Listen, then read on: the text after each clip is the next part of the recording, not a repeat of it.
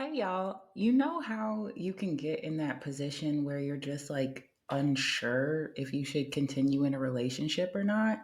Like, you don't know the difference if this is something that's supposed to inspire you to grow, challenge you, remind you of how far you've come or what you've been working on. And, this relationship is just an example of you solidifying that you've learned certain lessons or grown in certain ways. Or is this really the type of relationship that's challenging you to stand on business by leaving it? If it's that type of relationship that shows you where your boundaries are and how to keep them. Like, how do we even begin or know how to qualify that difference? And then, there are those relationships that you just have to have, or, like you think that you have to have, and you don't want to get rid of them. You genuinely do want the relationship, but you know it needs to change. You know it can't exist in the same way that it exists now, but you don't know how to go about changing it. But you also know how like you've evolved over time and how you've had to put these layers and barriers in place between who you really are and the outside world to make you more acceptable, more palatable, safer to exist in certain spaces. You believed those layers were what you needed to feel loved, to be accepted, to feel belonging, to really just make it out here.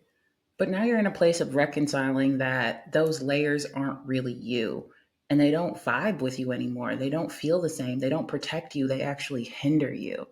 You're in a place where you're figuring out how to actually remove these layers and show up as you want to, show up as authentically you, unabashedly you, weird and crazy, uniquely you, and how you can actually do that after you've spent so much of your life trying to cover it up.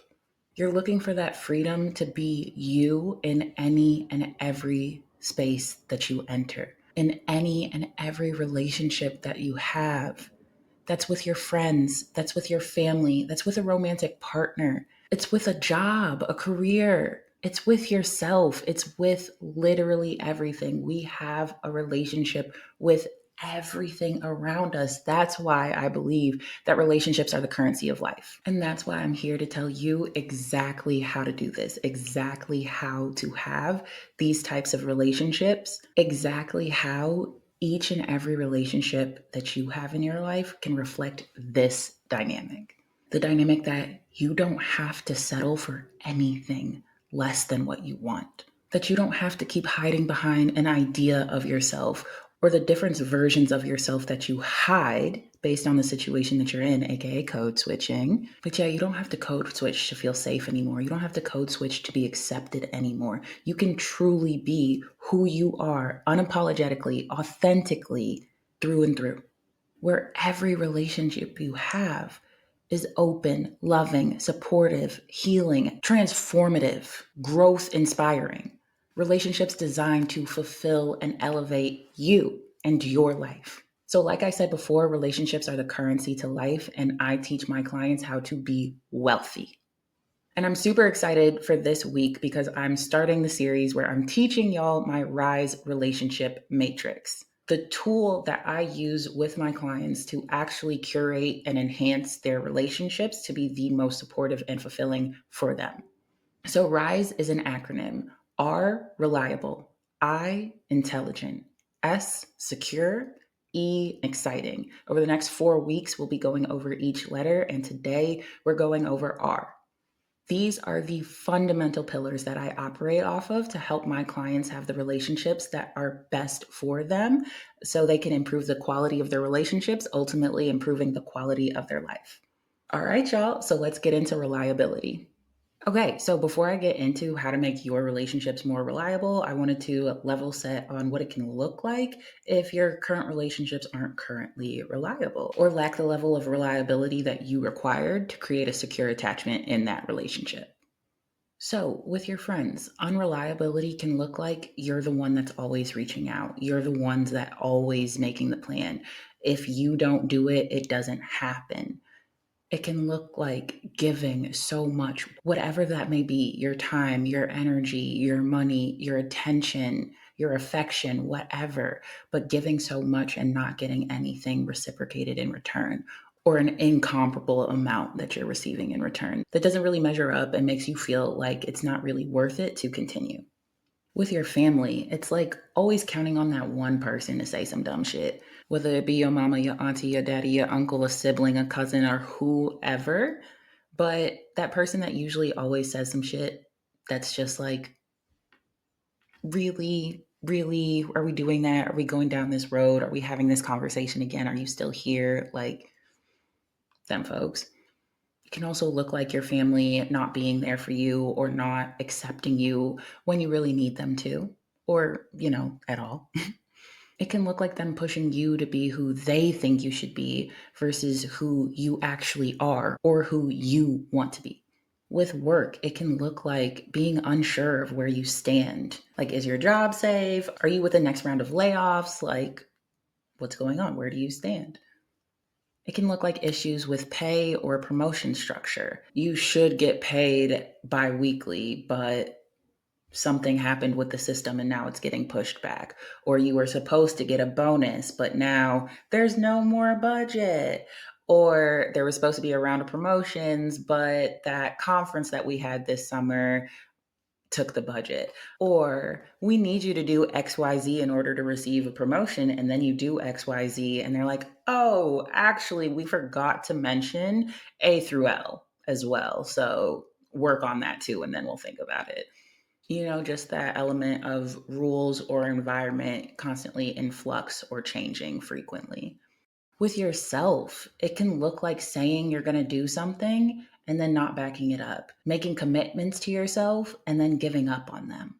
It can also look like the need for other people to be involved to inspire action or motivation. Like, your level of unreliability with yourself is so high that you can't keep your own commitments on your own. You have to involve other people to give you the motivation to do something and show up for yourself. With a romantic partner, this unreliability can look like someone just not meeting your needs, someone who goes back on their word often or just makes promises that they can't keep. And these examples I gave in each category are interchangeable. You can be unsure of where you stand in a friendship.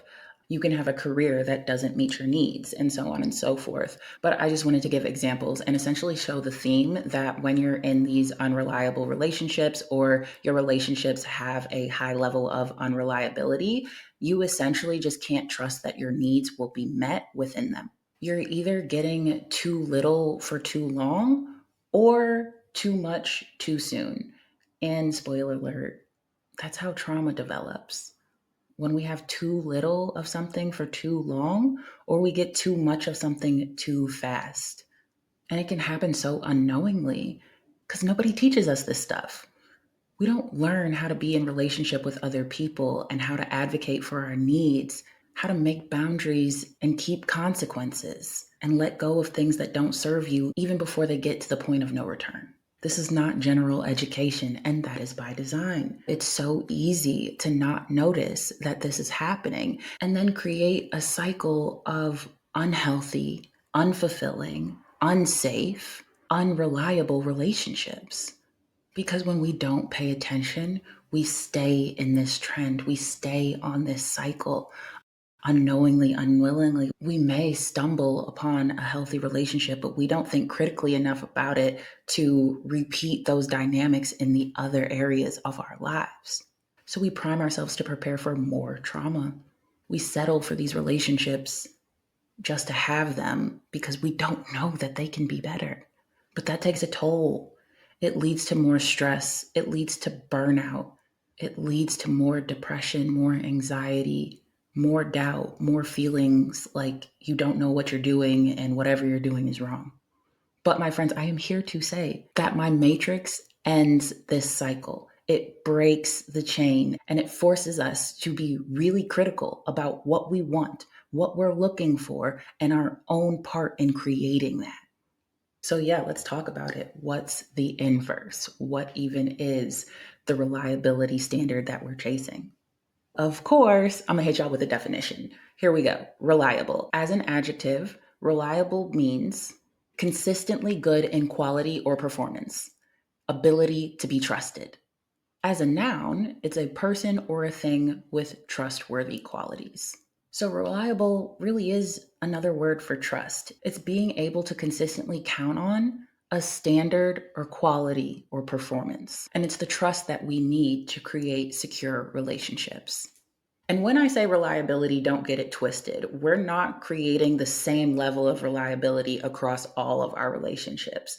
Like, everybody is not going to be the person who you can call when you are last minute packing for a move and you need to buckle down and sort through all your dishes and clothes and make a bunch of trips to give away stuff and move a bunch of furniture. Everybody isn't going to be that person. But what we're trying to do here is understand who people are in our lives, what role they have in our lives, the intention of that role, and trusting them to perform it at a reliable level of consistency. So it's like we want to establish relationships that we can rely on and that we know what to expect from them. We know what the parameters are. We have established this with this other person, and we're not just out here going on vibes or expectations or thoughts. I take my clients through a process to understand what they want out of a given relationship, being able to have clear, open, and honest conversations about relaying those expectations, both the ones that you have for the other person and that they have for you. So, for example, like friendships, we all know there are levels to friendships. You have your acquaintances, your friends, your besties, your road dogs, like there's levels. And with some friends, they're the people that you call when you want to go get some food, when you want to go out on the town. Some friends are the friends you call when you want to stay in, when you want to have a little girls' night vibe. Some friends are the ones that you can call crying and will drop everything and be there for you. But just because we want something out of a friendship doesn't mean that we can rely on that particular friendship to give it to us. The other person also has choice in the matter and also has their own life and varying levels of capacity that they're able to contribute to others.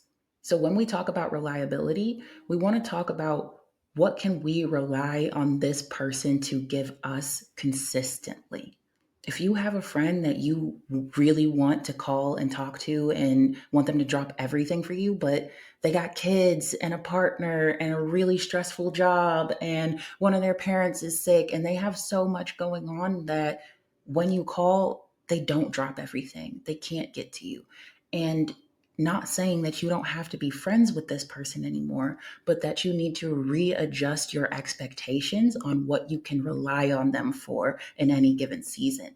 So again, these things don't have to be permanent, but we have our seasons and we need to manage our expectations on what we can trust, what we can rely on with any given person in any given situation, in any given season.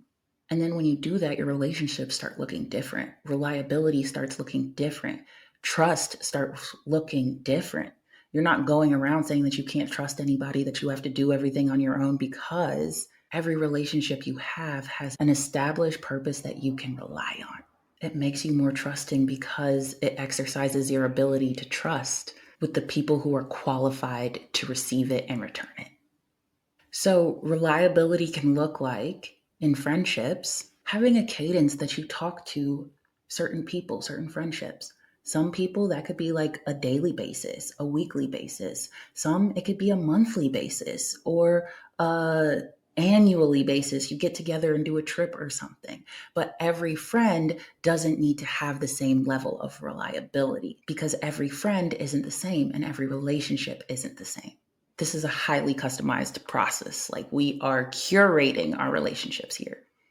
But yeah, it's also level setting and no longer feeling that resentment when you give so much, but you're not getting it in return. Because when you establish those dynamics of a relationship and decide the parameters and what's going to happen and the frequency of contact and so on and so forth. When you do the things to make a relationship reliable for you, you're not feeling all that hurt and resentment and disappointment and sadness and all the other things that come up from unreliable relationships. Those things don't become a problem anymore, or certainly one that's not as big or as pertinent in your life right now. It's being able to look at your family and accept them for who they are, even if they can't accept you. It's being able to, yeah, genuinely count on somebody saying some dumb shit, but also being able to count on you don't have to react. You don't have to respond. You don't have to get irritated because you've already established and accepted that no matter what, this person's going to say some dumb shit or do some dumb shit, but I get to control my response to it. And I also get to control my exposure to it. I don't have to be around it. Again, friends, we are all adults, and the same rules that apply to us as kids don't apply to us now. We get to choose actively who is in our lives and who isn't. And I will say this again, but being related to somebody doesn't guarantee their spot in your life. And also with this work with reliability, since everything is so interchangeable, doing work in one relationship or one area is going to have compound effects in others. So even thinking about the use case where your family wants you to be different than who you are or who you want to be and keeps trying to push you towards that, you don't have to just blindly follow, or you don't have to have that internal dissonance of they want this, but I want this. How am I supposed to reconcile these things? When you can trust yourself and when you can rely on yourself, that dissonance goes away. It's just, okay, these people have a different opinion than I do, and I can rely on myself to follow my own opinion, to follow my own advice, to be in my own corner, even if no one else is, because I can rely on myself. And then it's just kind of taking that onus of responsibility away from people that you can't rely on and can't trust and putting it on someone you can, AKA you. If you can't trust yourself right now or don't trust yourself right now, hire me, because that's what we're going to do. Build you up to unshakable self-trust. But I digress. In your work relationships or your career, it can look like knowing where you stand, not being worried about the next layoff or the next promotion cycle, knowing, trusting the work that you put in, and trusting that no matter what happens, you're going to be all right. It's advocating for yourself and your environment, or even changing your environment to be one that's more conducive to your needs. You should be able to trust and rely on your pay structure, your benefits package, your time off, your responsibilities, the whole context of your job. And if you can't, you can get another one in which you can. And even if you can't, there's always some wiggle room to change the situation that you're in now. With yourself, it looks like making a plan and sticking to it. And this doesn't mean your to-do list. This means showing up for yourself, having your own back, keeping your own promises. It means that you trust that you, yourself, alone, as you are, is enough of a reason to do what you want to do and go after what you want to go after. With your romantic relationships, it looks like being able to trust your partner at their word. It looks like not wondering if your partner's going to keep their promise this time, but just trusting that they do because they do. It looks like trusting that your needs can regularly be met, and that if there's an issue, you can have an open and honest conversation about how to approach it. Being able to rely on the relationships that you have in your life changes how you show up in your life, changes what you're able to accomplish in your life, changes how you feel moving through life, because you can trust it, because you can rely on it, because you are being supported and getting support, because your relationships are reciprocal, because you've done the work to see yourself as worthy of being put first, because you've decided that you're a main character in your own story and you've committed to stop acting like an NPC. When you can rely on your relationships, it makes it so much easier to create secure attachment. And remember, secure attachment isn't just the awareness of your feelings and of your desires, but it's the commitment to acknowledging them and being in a space where your needs are consistently met. So yeah, I created this matrix to help you create secure attachments with every relationship, not just romantic ones. Just imagine what life would look like, what life would be like If your needs and desires were acknowledged in every relationship that you have, with different levels of engagement, with different ideas and contributions, and that you and the people around you, the people in your life, were always working towards the fulfillment of your needs, your desires, your dreams, your goals, your life. Like, I really want you to imagine what life would look like if you could count on yourself and everyone in it to not just have your back, but push you forward. And I want you to keep thinking about it, keep flirting with the idea, because it is possible and you can have it this year. So go ahead, click the link in the show notes and sign up for a consult call so we can make the plan to get you to a place where every relationship that you have is reliable, is trustworthy, is fulfilling, is elevating, is supportive, and is uniquely yours. And you can also click the link to take that quiz, How to Be Happy in Any Relationship, to get so much more information about your relationship archetype in any given relationship type and what you can work on now to foster that joy. All right, my friends, make sure you come back next week because we are diving into the second letter I and talking all about intelligence and how you can make your relationships more intelligent and how that in turn expands your ability to show up as you, authentically, wholly, completely, uniquely you in every aspect of life. As always, I appreciate if you leave a review, leave a comment, share with a friend, follow the show, and I'll talk to you soon. Until next time, stay pleased. Thanks for joining me for this episode of The Pleasure Priority. I hope that when you see things can be better, you're inspired to do better. Because remember, you deserve nothing less than an abundance of joy, fulfillment, and all the peaceful good vibes. If you love this episode, don't forget to subscribe, leave a review, and share it with your friends. Oh, and hey, make sure you're on my email list for more tips, laughs, story times, community, and all things pleasure. So until next time, keep living life on your terms because settling is for the birds. All right, stay pleased, my friends. I'll see you soon.